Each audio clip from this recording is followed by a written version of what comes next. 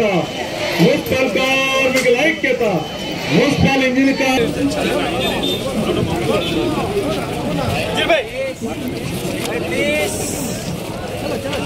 Hindupuram MLA గారు గౌరవనీయులు బాలకృష్ణ గారికి మన అందరి తరఫున కృతజ్ఞతలు తెలియజేస్తూ ముఖ్యమంత్రి గారు మున్సిపల్ కార్మికుల పట్ల ముఖ్యమంత్రి గారు మండి వైఖరి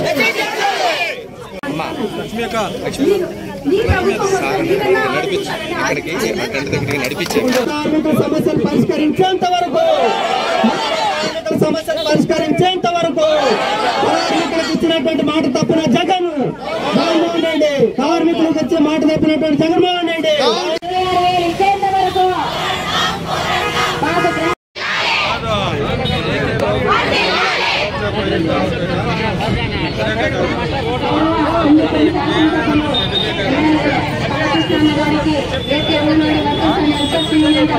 ప్రత్యేక ధన్యవాదాలు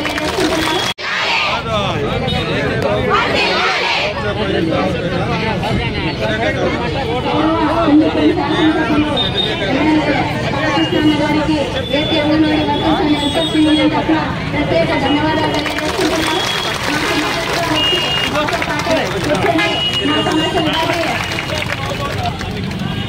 రాష్ట్ర మహిళా కార్యదర్శి పరిమళ గారు పరిచయం చేసుకోవాలనుకుంటున్నాము.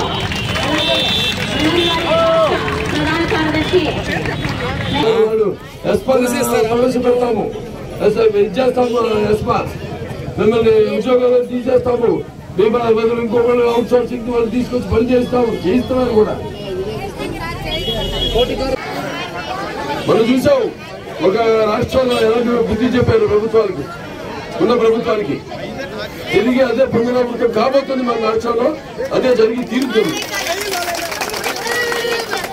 నేను ఎప్పుడు మీకు అండదండగా ఉంటామా ఏమున్నా లక్ష్మీ గారు మా వాళ్ళంతా ఉన్నారు కార్యకర్తలు పార్టీలన్నీ కూడా ఖండిస్తున్నాము. ఇటువంటి ఒక నియంత్రిత ధోరణికి త్వరలో తుది ముట్టించాలి.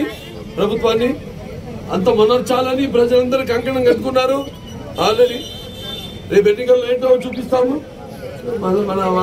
అని ప్రతి వాళ్ళు ఆ ఎన్నికలు ఎప్పుడు వస్తాయని ఎదురు చూస్తున్నారు.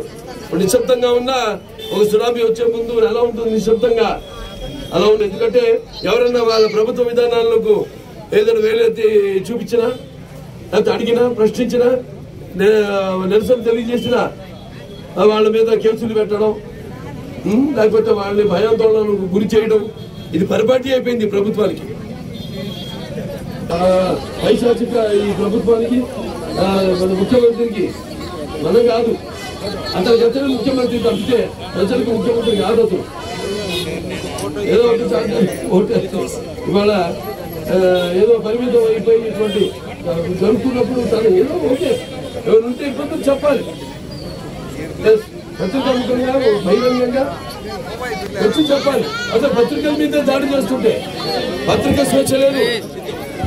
అటు ప్రింట్ మీడియా కానీ ఇటు ఎలక్ట్రానిక్ మీడియా కానీ అటు మన